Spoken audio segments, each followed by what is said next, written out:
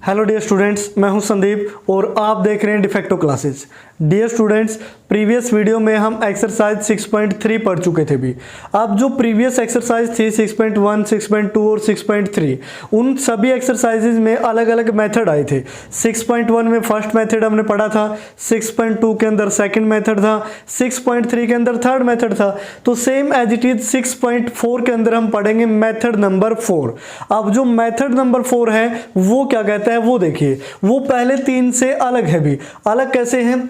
Method number 4 क्या कहता है कि to solve a linear differential equation of second order, इसको सोल्व करने के लिए जो मेथड हम यूज करेंगे वो है by the method of variation of parameters.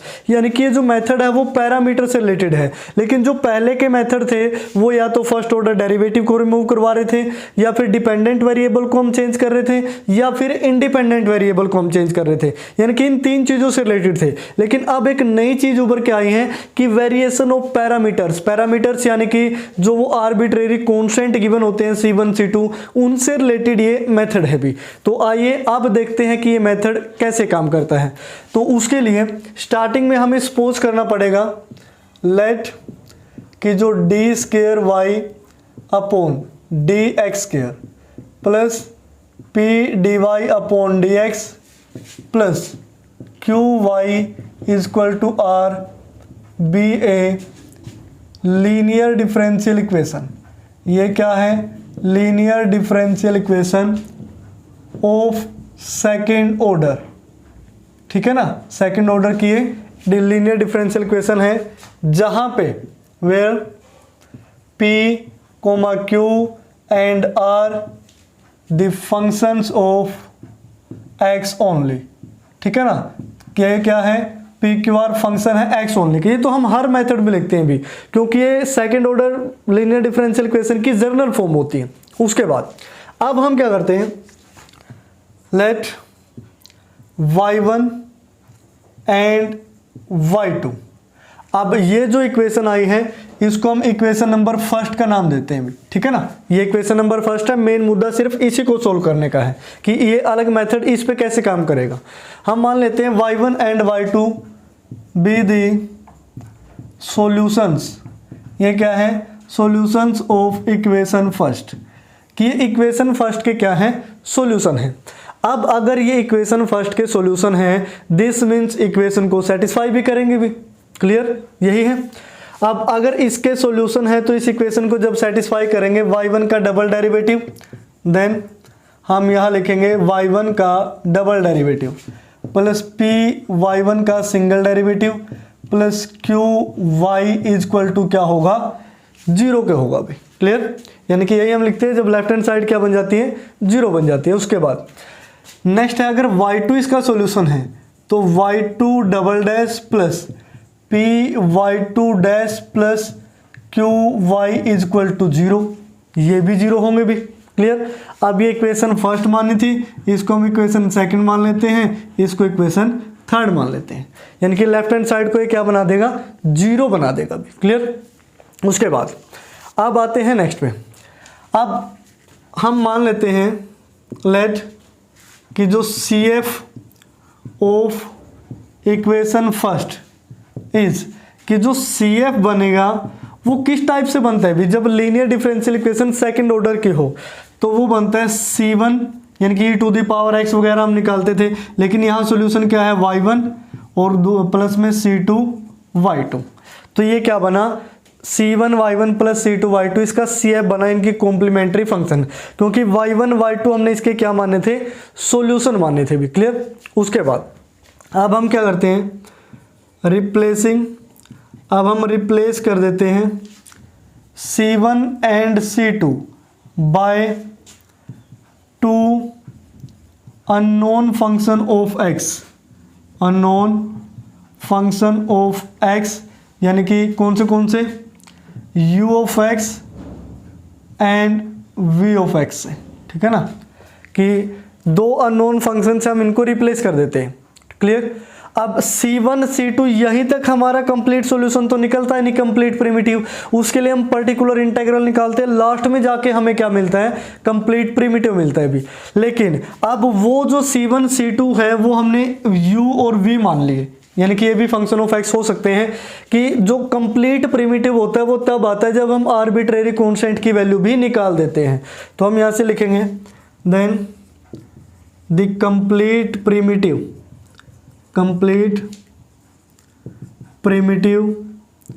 Of equation first, ठीक है ना, कि इक्वेशन फर्स्ट का जो कंप्लीट प्रिमिटिव क्या बनेगा, y is equal to c1 की जगह u y1 plus v y2, यानी कि इस फॉर्म में बनेगा भी, क्योंकि c1 को u से रिप्लेस किया, c2 को v से रिप्लेस किया है। ये कोई भी अननोन फंक्शन हो सकते हैं। उसके बाद अब यहां से देखिए, अगर मैं dy बाई dx की वैल्यू निकालता हूं, यानी कि differentiating with respect to x, तो क्या आएगा u एज इट इज ये y1 dash plus y1 as it is u dash, अब उसके बाद v as it is y2 dash plus y2 as it is और v डैश, यानी कि डेरिवेटिव दोनों में हमने प्रोडक्ट रूल लगा दिया अभी। उसके बाद अब हम सपोज कर लेते हैं या फिर एज्यूम दैट, हम एज्यूम कर लेते हैं कि ये जो u डैश y1 है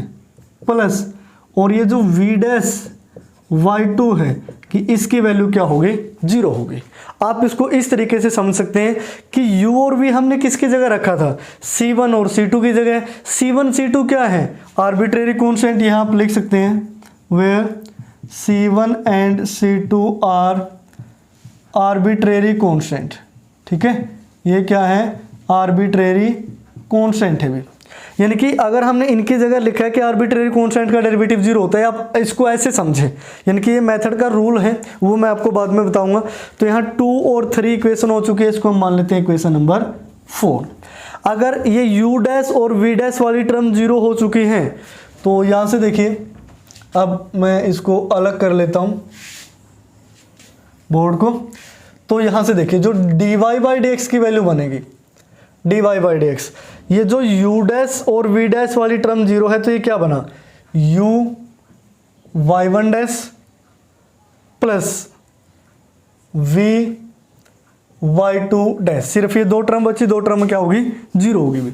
अब उसके बाद हम करते हैं इसका डबल डेरिवेटिव, यानी कि d square y upon d x square, उसमें फिर प्रोडक्ट रूल लगेगा।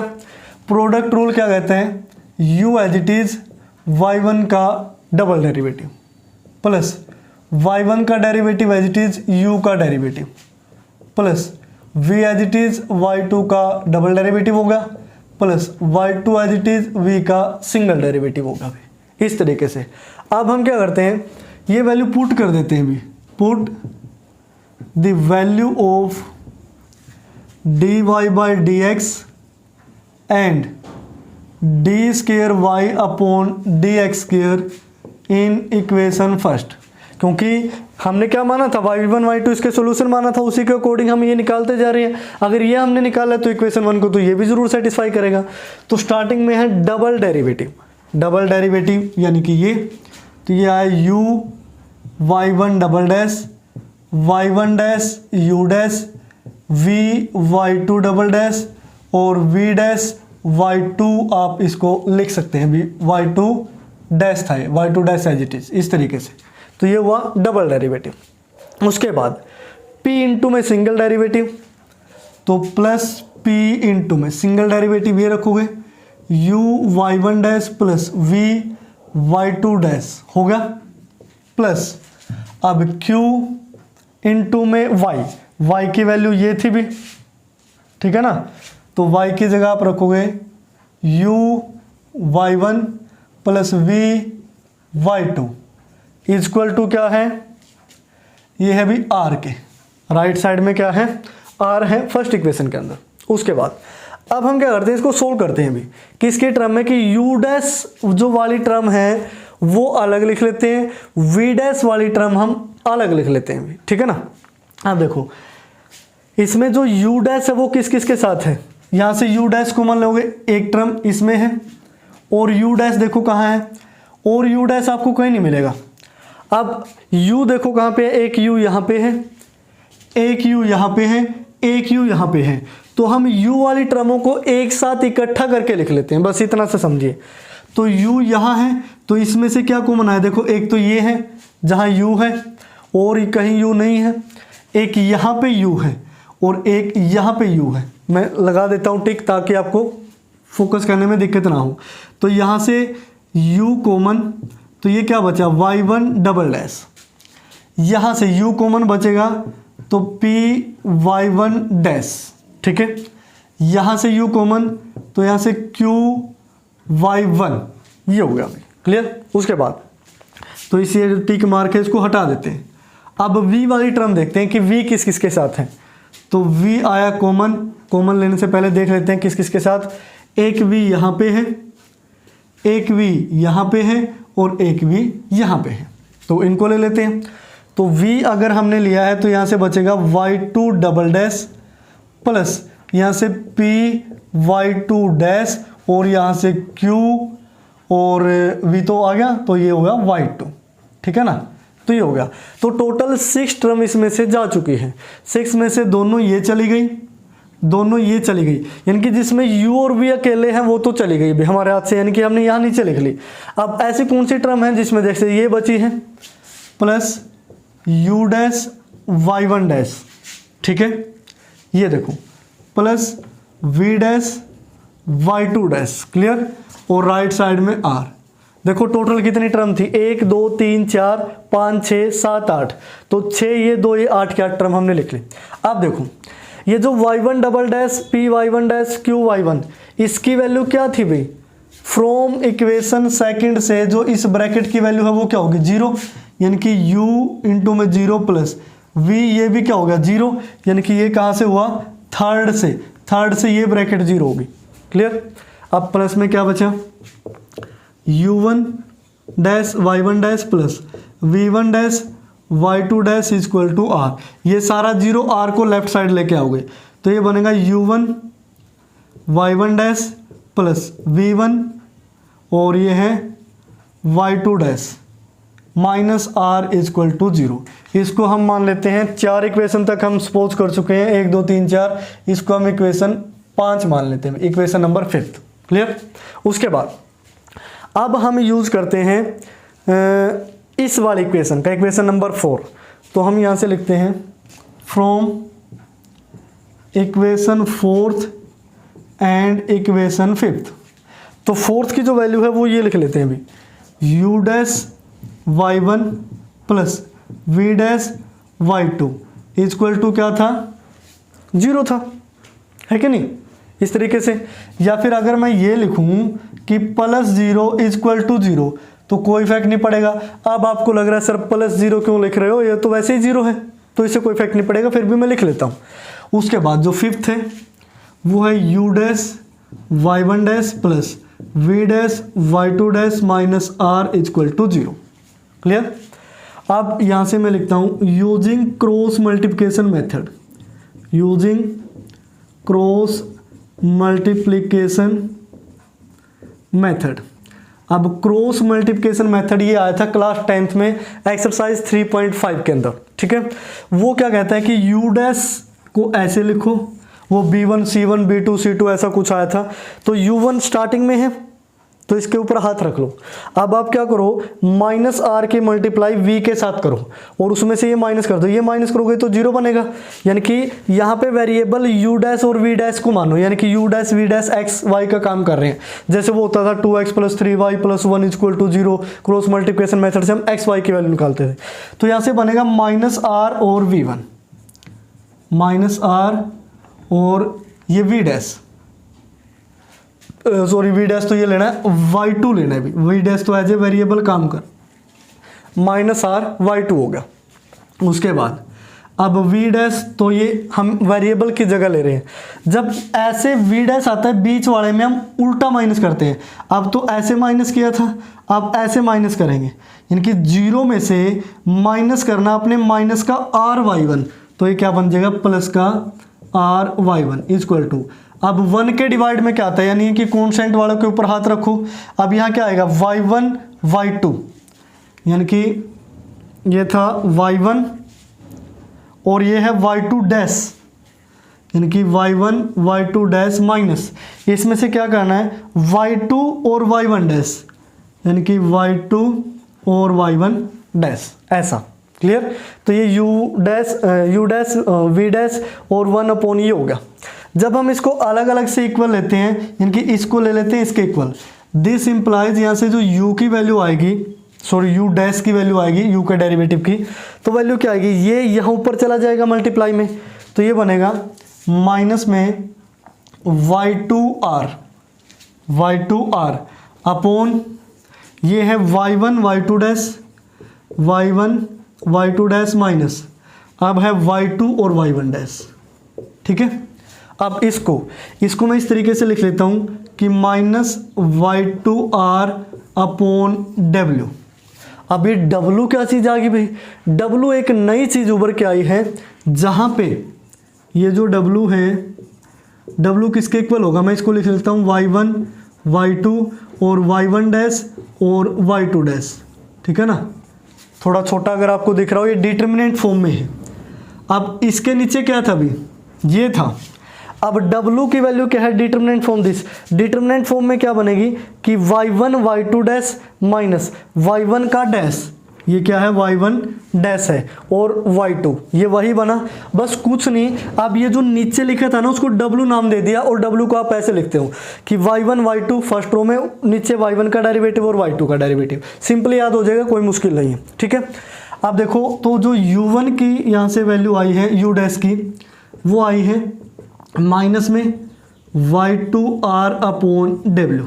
ठीक है, जब दोनों साइड आप इंटीग्रेशन करोगे तो जो u की वैल्यू आएगी, u की वैल्यू क्या आई भी यहाँ से, इसका इंटीग्रेशन, यानी कि माइनस में integration of y2r upon w, ये किसकी वैल्यू आई, u की वैल्यू आई भी। क्लियर? उसके बाद अब ऐसे ही हमें किसकी वैल्यू निकालनी है, v की वैल्यू निकालनी है भी। अब v की वैल्यू निकालते हैं, तो मैं इसको ऊपर लिख देता हूँ, यहाँ से इसको हटा देते हैं क्योंकि इसका तो काम हो चुका है अभी। जैसे ही आप v डैश वाले केस में इसकी वैल्यू ऐसे लिखोगे, तो यहाँ से क्या बनेगा, जो v डैश है वो ये r y1 ऊपर चला गया, यानी कि y1r, और नीचे वाले को हमने इसको क्या माना है, इसको हमने माना है w। यहाँ से लिख सकते हो, एक बार और लिख देता हूँ मैं, where w is equal to determinant form, बस सीधा y1 y2, नीचे y1 डैश और y2 डैश। तो ये कैसे होगा, देखो y1 y2 dash minus y1 dash y2, बस वही है। अब इसमें भी दोनों साइड इंटीग्रेशन ले लेते हैं, तो v की वैल्यू क्या बनेगी, integration of y1r upon w, ये होगा। अब u की वैल्यू आ गई, v की वैल्यू आ गई। अब वो कंप्लीट प्रिमिटिव वाली लाइन देखे क्या होगी, कंप्लीट प्रिमिटिव, ये था भाई कंप्लीट प्रिमिटिव, यानी कि कंप्लीट सॉल्यूशन हमारा ये था। तो कंप्लीट सॉल्यूशन अब क्या बनेगा, y is equal to u की वैल्यू आई है ये, यानी कि माइनस में y2r अपॉन w, और साथ में क्या है y1, यानी कि जो u की वैल्यू आई वो यहाँ रख के y1 के साथ मल्टीप्लाई करनी है। उसके बाद जो v की वैल्यू आई, यानी कि y1r अपॉन w, इसकी मल्टीप्लाई किसके साथ करनी है, y2 के साथ, यानी कि इसके इंटीग्रेशन की अलग है, ये ध्यान रखना, कहीं इसको भी ये समझो कि y1 का इंटीग्रेशन है, तो इसको मैं ब्रैकेट लगा देता हूँ कि ये वाला भी। ठीक है ना, तो ऐसे ब्रैकेट में थोड़ा और अच्छा लगेगा। तो ये हमारा क्या बनेगा, रिक्वायर्ड सॉल्यूशन, यही है रिक्वायर्ड सॉल्यूशन। अब आपको इतना कुछ देख के ये लग रहा है कि सर ये कैसे आ गया, पता नहीं, क्योंकि जब भी हम नए मेथड को समझते हैं ना, तो एक बार वो अजीबोगरीब लगता है भी, ये यू वी कैसे याद हो भी जाएंगे या नहीं हो जाएंगे। जब आपने 6.1 2 3 के क्वेश्चंस के मेथड है जो वो याद कर लिए, उसको पता लग गया भी आपको इस तरीके से वर्किंग रूल होता है, क्योंकि जब तक हम इसके क्वेश्चन नहीं करेंगे ये मेथड इतना ज़्यादा समझ में हमें नहीं आता। बस ठीक है, हाँ भाई डेरिवेशन होगी, डेरिवेशन में हमें कोई दिक्कत नहीं है। तो अब हम करते हैं इसकी वर्किंग रूल के साथ एक एग्जाम्पल, जिससे आपको ये जो बेसिक इंट्रोडक्शन है वो और भी ज्यादा अच्छी तरीके से समझ में आएगा। तो आइए अब सोल्व करते हैं एक एग्जांपल विद वर्किंग रूल, कि आपने क्वेश्चन कैसे सोल्व करने हैं इस एक्सरसाइज में, वो आपको आइडिया हो जाएगा भाई। यहाँ से ये मैंने वर्किंग रूल लिखा है, यहाँ एग्जांपल फर्स्ट की स्टेटमेंट है एग्जाम्पल फर्स्ट की स्टेटमेंट है, apply the method of variation of parameter to solve this differential equation. यानी कि जब आप एग्जाम में बैठोगे तो आपके पास मेथड भी लिखा आएगा कि वो वाला मेथड आपने यहाँ यूज करना है। अगर कोई भी मेथड ना लिखा आए तो आप कोई भी मेथड यूज कर सकते हैं। तो ज्यादातर चांस यही रहते हैं कि इस यूनिट में एक ही चैप्टर है और इसमें मेथड लिखा ही आता है। एक बार प्रीवियस जब एग्जाम करवाएंगे वो आपको बता देंगे। तो ये वर्किंग रूल है। भी वर्किंग रूल देखते हैं एक बार क्या कहते हैं। Find two independent solution of the equation this is equal to 0 and denote them by y1 and y2। यानी कि पहले आपने दो इंडिपेंडेंट सॉल्यूशन निकालने, यानी कि CF निकालना है, बस ये समझ लो, उसी से इंडिपेंडेंट सॉल्यूशन मिल जाएंगे। फिर बोल रहा है कि CF को इस फॉर्म में पुट करो कि a y1 plus b y2, जहाँ a b क्या है, आर्बिट्रेरी कॉन्स्टेंट। लेकिन अब पहले हम क्या करते थे, CF में यहाँ c1 y1 plus c2 y2 लिखते थे। बस ये c1 जो c2 है वो आंसर के लिए हम बचा के रखते हैं, है तो just arbitrary constant. C1 C2 की जगह अगर आप PQ लिख दें और ब्रैकेट में लिख दें कि भी PQ आर्बिट्रेरी कांस्टेंट है, आंसर तब भी गलत नहीं होगा। ये C1 हो, C2 हो, C3 हो, C4 हो, PQR हो, कैपिटल AB हो, ये जस्ट एक क्या है, आर्बिट्रेरी कांस्टेंट है, इनकी जगह हम यूज करते हैं। तो वहाँ C1 C2 की जगह A भी हमने ले लिया, बस इतना सा है। उसके बाद फिर हमने W की वैल्यू फाइंड आउट करनी है, U की और V की। W की वैल्यू का सिंपल सा फंडा है, y1 y2 डिवाइड में इनके डेरिवेटिव, यानी कि y1 का डेरिवेटिव, y2 का डेरिवेटिव और डिटरमिनेंट फॉर्म। u का सिंपल फंडा है, u में आएगा बाहर नेगेटिव, और u यानी कि पहला u दूसरा v, तो u के साथ y2 आएगा r बटे w dx प्लस c1, और v आएगा positive y1 r w dx plus c2, यानी कि इनकी वैल्यू निकालनी है। उसके बाद replace arbitrary constant a and b in CF, इसके अंदर रिप्लेस कर देना है कि a और b को हमने क्या माना था, uv, तो इसकी जगह u रख देना, इसकी जगह v, जो वैल्यू आएगी वो अभी मैं आपको रख के बताता हूँ भी।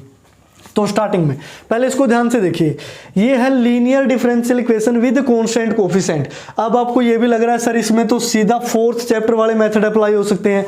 अप्लाई हो सकते तब जब राइट साइड सही होती। राइट साइड है टेंजेंट टू एक्स, लेकिन 4th चैप्टर में हमें कोई भी ऐसा मेथड नहीं पढ़ाया गया जिसमें पर्टिकुलर इंटीग्रल निकालें और राइट साइड में टेंजेंट टू एक्स हो। यहाँ साइन टू एक्स होता तो ये 4th चैप्टर का क्वेश्चन हो गया था, ये लगाने की जरूरत ही नहीं थी, हम उससे भी सोल्व कर सकते थे।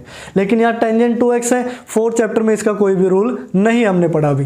तो यहाँ से देख लीजिए, पहले इसकी सिंबॉलिक फॉर्म बना लेते हैं, दी सिंबॉलिक फॉर्म। अब जो सिंबॉलिक फॉर्म बनेगी वो क्या बनेगी, डी स्क्वायर प्लस ये 4 होगा, साथ में y is equal to tangent to x. Clear. Then अब हम निकालते हैं ऑक्सिलरी इक्वेशन। ऑक्सिलरी इक्वेशन वो क्या बनेगी, D square plus 4 is equal to 0। Clear. तो यहां से d की वैल्यू आई प्लस माइनस 2 आयोटा हो गया भी, ठीक है, क्योंकि -4 का अंडर आयोटा के अंदर आएगा। तो अब जो CF बनेगा, CF में आर्बिट्रेरी कांस्टेंट हम a लेंगे, यानी कि e to the power alpha x, वो तो वैसे 0 हो गया। यहाँ क्या आएगा, a कोस बीटा x, यानी कि कोस 2x plus b sign 2x। अब हम यहाँ लिख देंगे where a and b are arbitrary, ठीक है ना, आर्बिट्रेरी कॉन्स्टेंट्स। बस इतना सा आपने लिख देना, कुछ भी लिख लो इनकी जगह, p क्यों लिख लो अगर आपको ये भी नहीं सही लग रहा तो, C2 C3 लिख लो, C5 लिख लो, कुछ भी लिख लो, लेकिन बाद में आंसर में C1 C2 गिवन होते हैं तो हम उनके लिए बचा के रखते हैं, बस और कुछ नहीं इसके अंदर। अब ये हो गया, तो अब हम क्या करते हैं, replace a and b by unknown function u and v, ठीक है। तो देन जो कंप्लीट प्रिमिटिव बनेगा भी, कंप्लीट प्रिमिटिव किस फॉर्म में बनेगा, y इज इक्वल टू, इसको हमने मान लिया u, और ये किसकी फॉर्म का बना, y1 प्लस v y2, जहां पे ये जो y1 आया है वो ये आया है भी cos 2x, यानी कि जो फर्स्ट वर्किंग रूल के फर्स्ट स्टेप पे लिखा है टू इंडिपेंडेंट सॉल्यूशन, यानी कि जो आर्बिट्रेरी कांस्टेंट के साथ फर्स्ट के साथ लगा होता है वो y1, एंड जो y2 आया है वो आया है साइन 2x। क्लियर। तो ये हो गया। उसके बाद ये हमने फाइंड आउट कर लिए, इसकी जगह हमने इस फॉर्म में सी एफ भी लिख दिया। अब डब्ल्यू यू और वी की वैल्यू निकाल ली। तो यहाँ से हम लिखते हैं जो डब्ल्यू होगा, डब्ल्यू यानी कि y1 की वैल्यू है ये वाली cos 2x, y2 की value sin 2x। cos 2x का डेरिवेटिव करोगे तो -2 sin 2x, और sin 2x का डेरिवेटिव करोगे तो 2 cos 2x। डिटरमिनेंट फॉर्म में सोल्व करेंगे। cos 2x into cos 2x, cos square 2x और साथ में 2 लगा है, 2 cos स्क्वायर 2x। ये माइनस में 2 साइन स्क्वायर 2x और माइनस करोगे तो क्या हो जाएगा प्लस, यानी कि 2 साइन स्क्वायर और एंगल में है 2x। दोनों में से 2 कॉमन लेंगे तो 2 कॉमन लिया तो साथ में क्या बचा, cos square 2x plus sine square 2x, जिसकी वैल्यू क्या होती है 1। तो ये w की वैल्यू क्या आ गई 2 आ गई भी। अब जो u की वैल्यू निकालते हैं माइनस में इंटेग्रल। अब y2 की वैल्यू क्या है साइन 2x, तो ये हुआ साइन 2x, ठीक है ना, इनटू में r। अब r क्या है, ये जो राइट साइड में लिखा है भी PQR होता है ना, जो r की वैल्यू है टेंजेंट 2x अपॉन में w यानी कि 2 dx प्लस c1। तो u इज इक्वल टू -1/2, तो ये लगा। अब इसमें देखो ये है साइन 2x और साइन टेंजेंट को क्या लिख सकता हूँ मैं, sign 2x upon cos 2x और dx। तो ये नेगेटिव था, u इज इक्वल टू -1/2 और इसका इंटीग्रेशन है ना, तो ऐसे लगा लेते हैं, ठीक है, और प्लस c1। अब देखो साइन 2x और sign 2x, sine square 2x हुआ। साइन स्क्वायर 2x को मैं क्या लिख सकता हूँ 1 माइनस कोस स्क्वायर 2x और अपॉन में cos 2x dx plus c1। तो अब इसको लिख लेता हूँ -1/2 इंटीग्रेशन, अलग अलग डिवाइड करोगे तो 1/cos 2x क्या बना second 2x minus cos square 2x by cos 2x, तो क्या बना ये cos 2x dx plus c1। तो इसको आगे कर देते हैं यहाँ। तो जो u की वैल्यू आएगी -1/2, यहाँ से सेकेंड 2x का इंटीग्रेशन क्या बनेगा अभी, log of second 2x plus tangent 2x, और डिवाइड में क्या आएगा इसके एंगल का डेरिवेटिव यानी कि 2x का डेरिवेटिव 2। उसके बाद माइनस कोस का इंटीग्रेशन क्या होता है साइन में, तो साइन 2x और ये भी क्या हो जाएगा बाय में 2, यानी कि साइन 2x बाय में 2। तो हम क्या करते हैं, चलो इसी तरीके से लिख लेते हैं प्लस c1। ये किसकी वैल्यू आई भी, u की वैल्यू आई। अब वही वैल्यू निकालते हैं v की वैल्यू आती है इंटीग्रेशन y1 की वैल्यू क्या है cos 2x, तो ये आया cos 2x। r की वैल्यू क्या है sin 2x, ओ सॉरी r की तो टेंजेंट 2x है, तो टेंजेंट को लिख लेते हैं sin 2x bye cos 2x, और अपॉन में क्या है w की जगह क्या आया था 2, तो इससे ये कैंसिल हो गया यानी कि dx प्लस c2। अब सिंपल ये किसका इंटीग्रेशन बचा sin 2x का। sin 2x का इंटीग्रेशन क्या होता है माइनस में cos 2x और एंगल का डेरिवेटिव डिवाइड में और प्लस क्या होगा c2, यानी कि u की वैल्यू आ गई, v की वैल्यू आ गई। अब हमें क्या चाहिए कंप्लीट प्रिमिटिव, तो यहाँ से इसको लिख लेते हैं, देन कंप्लीट प्रिमिटिव इज, वो क्या बनेगा y is equal to u की वैल्यू आई थी, ये u यहाँ पे लिखा था, ठीक है ना। अगर आप निकालना चाहें तो इस 2 को बाहर निकाल के -1/4 कर सकते हैं। तो u यानी कि -1/4, इसके साथ में क्या है ये log of second x plus tangent x, और यहाँ माइनस में है sin 2x minus sin 2x और प्लस c1 है, और इस पूरे की जो मल्टीप्लाई है u की किसके साथ है भी, u की मल्टीप्लाई है y1 के साथ।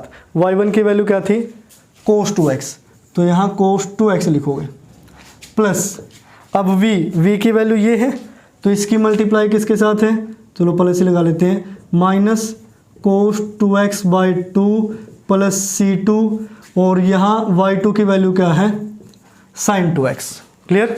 अब आपने सिंपली क्या कर लेना है, इसकी मल्टीप्लाई वगैरह करके सोल्व कर लेना है। इसको जो भी कॉमन वगैरह आता है तो ले लो, अदरवाइज ऐसे भी छोड़ सकते हो, कोई ज़्यादा इफेक्ट नहीं पड़ेगा।